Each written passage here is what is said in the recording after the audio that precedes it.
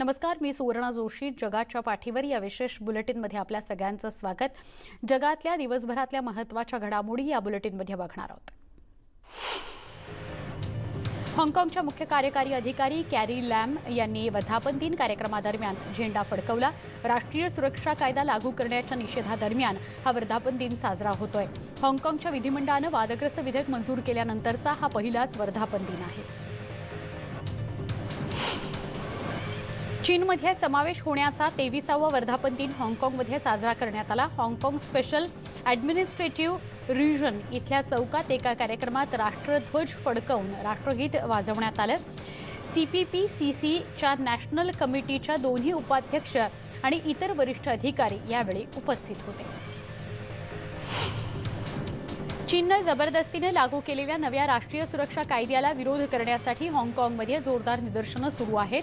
या आंदोलनाला पांगवण्याकरता पोलिसांनी पाण्याचा मारा केला. कॉझवे बे या परिसरामध्ये मोठ्या संख्येने आंदोलक गोळा झाले होते. या कायद्यामुळे हाँगकाँगची स्वायत्तता समाप्त होणार असून चीनची दडपशाही सुरू होईल अशी भीती आंदोलकांना आहे. चीनच्या सरकारनं लादलेल्या नव्या राष्ट्रीय सुरक्षा कायद्याच्या विरोधात हाँगकाँगमध्ये आंदोलन सुरू आहे.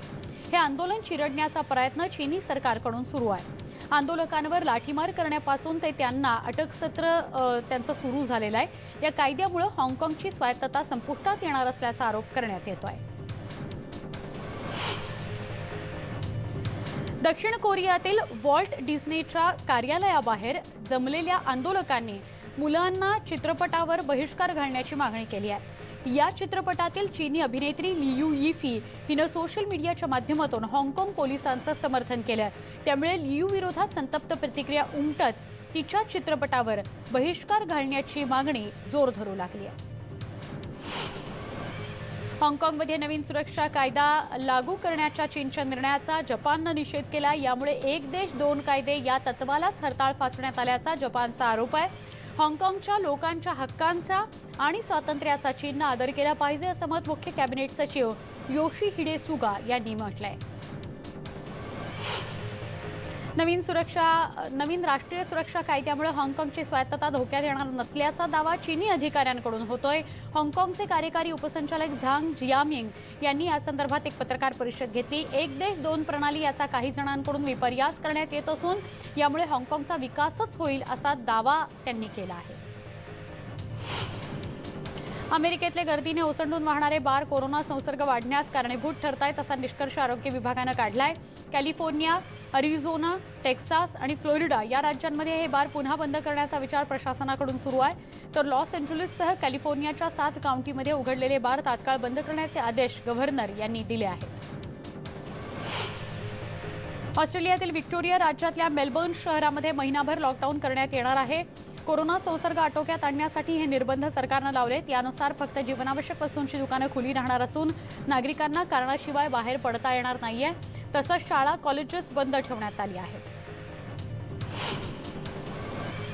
अमेरिकेतील वॉशिंग्टनचे गव्हर्नर जे इन्स्ली यांनी कोरोना साथी संदर्भात काही वेळा भाषण केलं. पण या भाषणादरम्यान काही आंदोलकांकडून जाणीवपूर्वक अडथळा आणण्याचा प्रयत्न झाला. कोलंबिया बेसिन महाविद्यालयामध्ये हे बोलत होते. काही उपस्थितांकडून त्यांना आधी मास्क घाला मग बोला अशा घोषणा दिल्या गेल्या. तसंच व्यावसायिक उपक्रम केव्हा चालू करणार अशा संदर्भातले विचारणा सुद्धा भाषणादरम्यान करण्यात येत होती. अमेरिकेचे उपाध्यक्ष माईक पेन्स आणि US सर्जन जनरल यांनी नागरिकांनी फेस मास्कचा जास्तीत जास्त वापर करावा असं आवाहन केलेलं आहे. ही सरकारकडून करण्यात आलेली दडपशाही नाही किंवा स्वातंत्र्याची गळचेपी नाही आहे. त्यामुळे तुमचं एका जीवघेण्या आजारापासून संरक्षण होणार आहे असा विश्वास त्यांनी नागरिकांना दिला. दक्षिण कोरियातील चर्च तसंच इतर धार्मिक स्थळं काही अटींवर सुरू ठेवण्याबाबत सरकारकडून विचार सुरू आहे. पंतप्रधान चुंग सिएकून यांनी देशात नव्यानं झालेल्या संसर्गातील 40% प्रकरणं ही धार्मिक स्थळामधील असल्याचं सांगितलं आहे. सामाजिक अंतर, फेस मास्क सक्ती, ठराविक व्यक्तींनाच प्रवेश अशा नव्या अटींचं पालन केल्यासच धार्मिक स्थळं सुरू ठेवण्यास परवानगीचा विचार सरकारकडून केला जाऊ शकतो. अमेरिकेची सार्वजनिक आरोग्य व्यवस्थेतील उणीव बघता कोरोना संसर्गादरम्यान उघडी पडली आहे असं अनेकांचं म्हणणं आहे.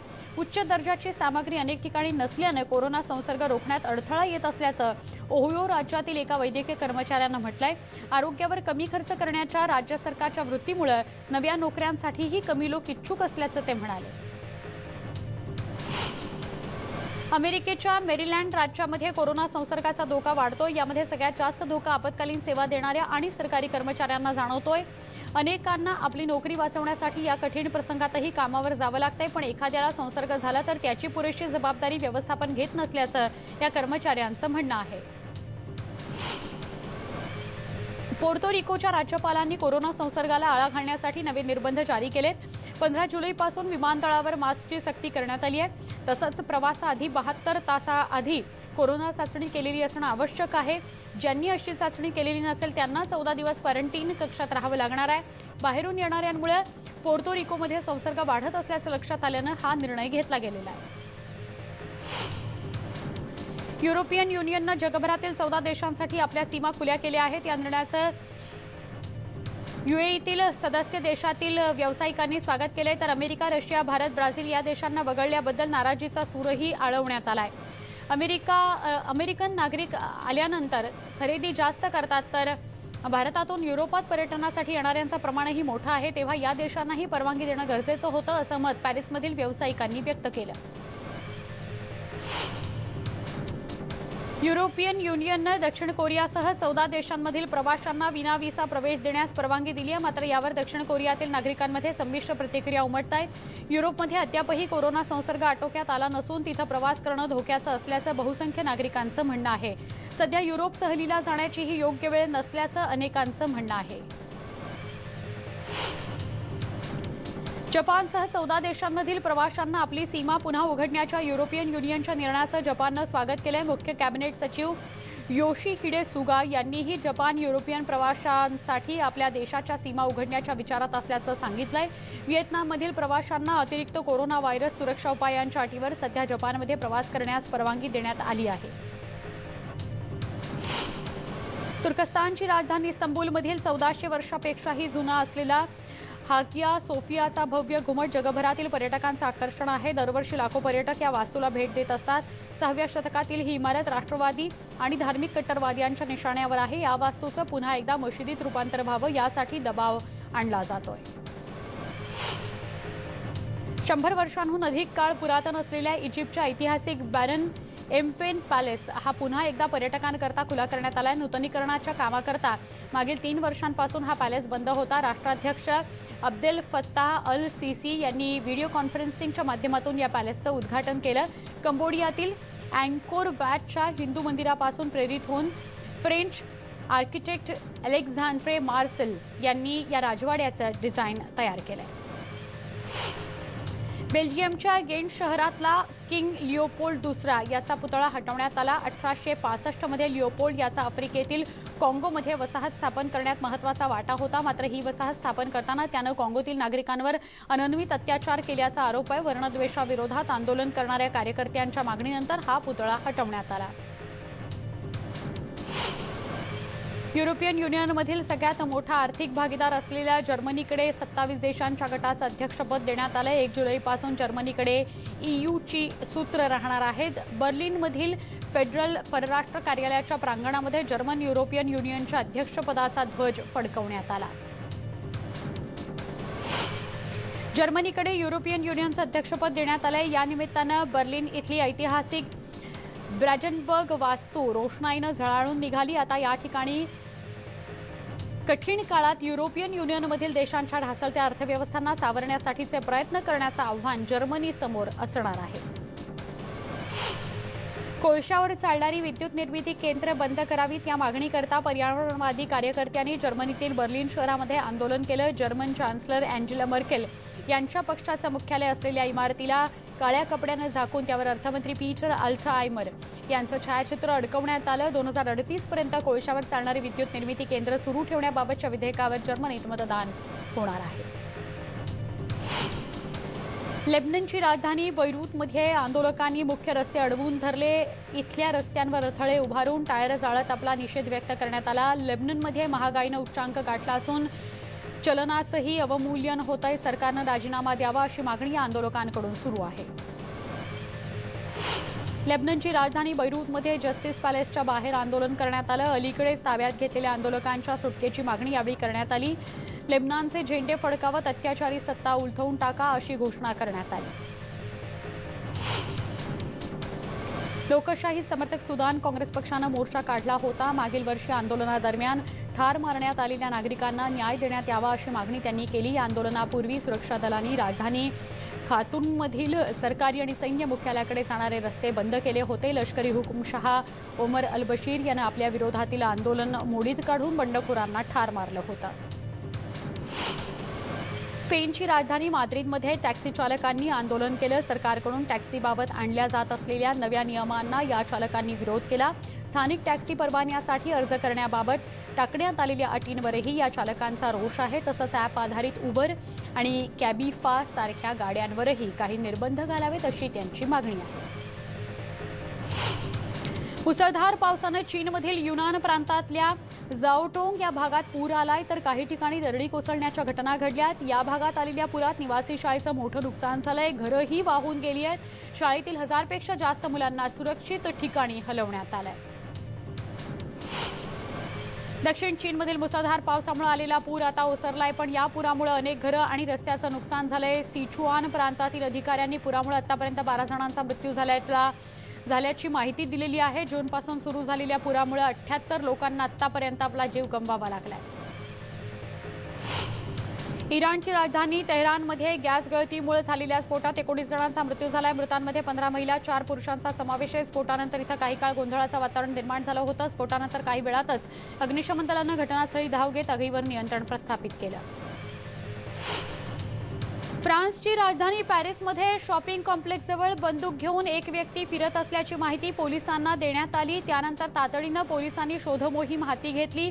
पोलिसांनी तातडीनं शॉपिंग कॉम्प्लेक्स खाली केलं, रिकामं केलं, तर दुकानदारांना आतच राहण्यास सांगण्यात आलं, पण या बंदूकधारी व्यक्तीचा शोध लागू शकलेला नाही। रशियन अध्यक्ष व्लादिमीर पुतिन यांना 2036 पर्यंत मुदतवाढ देण्याच्या घटनात्मक तरतुदीवर मतदान सुरू आहे। देशात कोरोनाग्रस्तांची संख्या वाढत असताना मतदानाची प्रक्रिया राबवण्यात येते।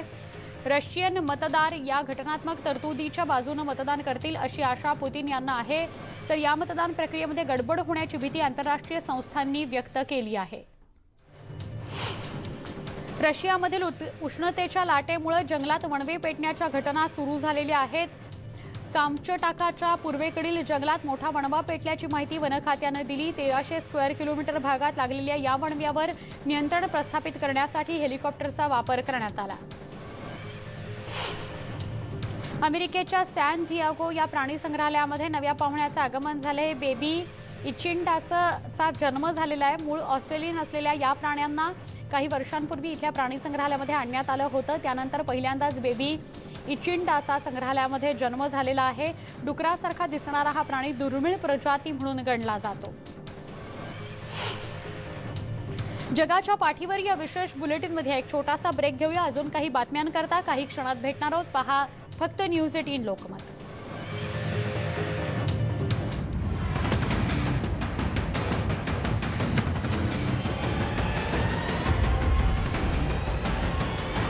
स्वागत। वळूया पुढच्या वेगवान बातम्यांकडे। जगात दिवसेंदिवस वाढत जाणारं संक्रमण पाहून माझा चीनबद्दलचा राग आणखी वाढत चालला आहे असं अमेरिकेचे अध्यक्ष डोनाल्ड ट्रम्प यांनी म्हटलंय। तसं ट्विट ट्रम्प यांनी केलं आहे। कोरोना संकटामुळे अमेरिका आणि चीनमधला तणाव वाढतोय। जागतिक अर्थव्यवस्थेवर आलेल्या संकटालाही चीनच जबाबदार आहे असा आरोप ट्रम्प यांनी केला।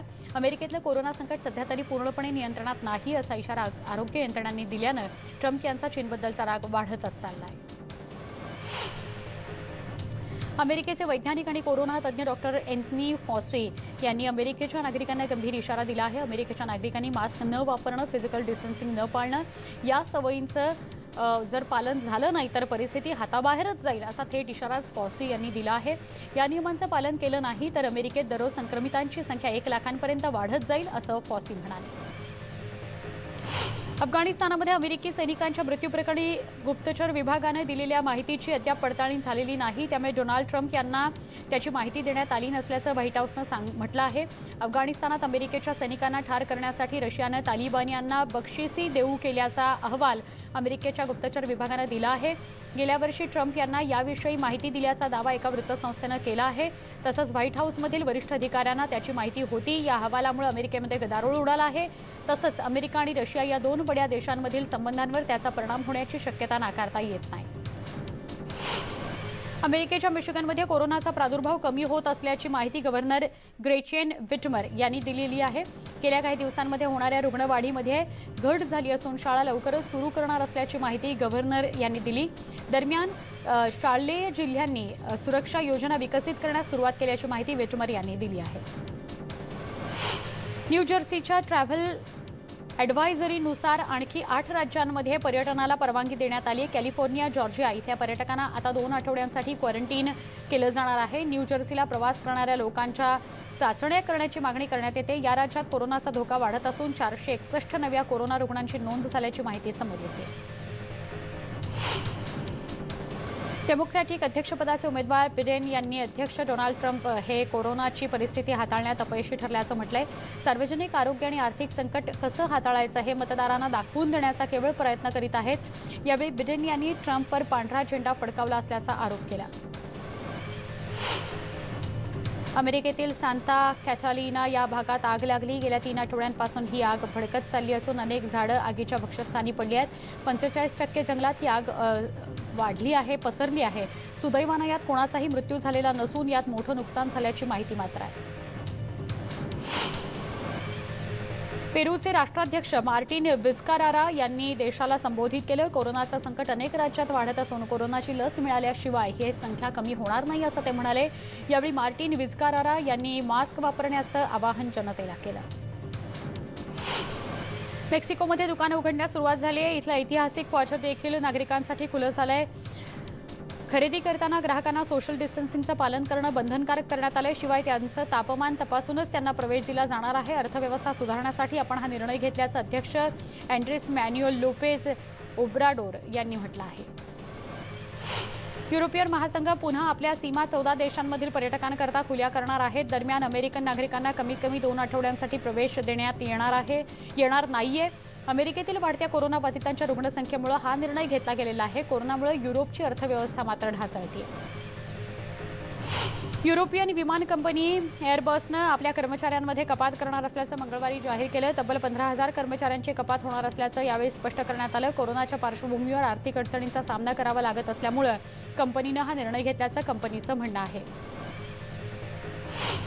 हाँगकाँगमध्ये चीन सरकार विरोधातील निदर्शनं सुरूच आहेत. हाँगकाँग सरकारनं एक नवा कायदा आणला आहे ज्याच्या अंतर्गत चीनच्या राष्ट्रगीताचा अपमान करणं हा गुन्हा ठरणार आहे. या कायद्याचा मोठ्या प्रमाणात विरोध होतोय. टोकियोचं डिस्नेलँड आजपासून पुन्हा सुरू झालं. 4 महिन्यांनंतर डिस्नेलँड उघडत असल्यानं पर्यटकांना नवीन नियमांचं पालन करणं अनिवार्य आहे. तापाची लक्षणं आढळल्यास पर्यटकाला प्रवेशबंदी करण्यात आली आहे. डिस्नेलँडच्या कर्मचाऱ्यांना मास्क वापरणं बंधनकारक केलं गेलंय. अमेरिकेच्या विस्कॉन्सिन या राज्यात एका अस्वलाचा थोडक्यात जीव वाचला. कोणीतरी चिप्सचा जबा तलावामध्ये फेकला होता.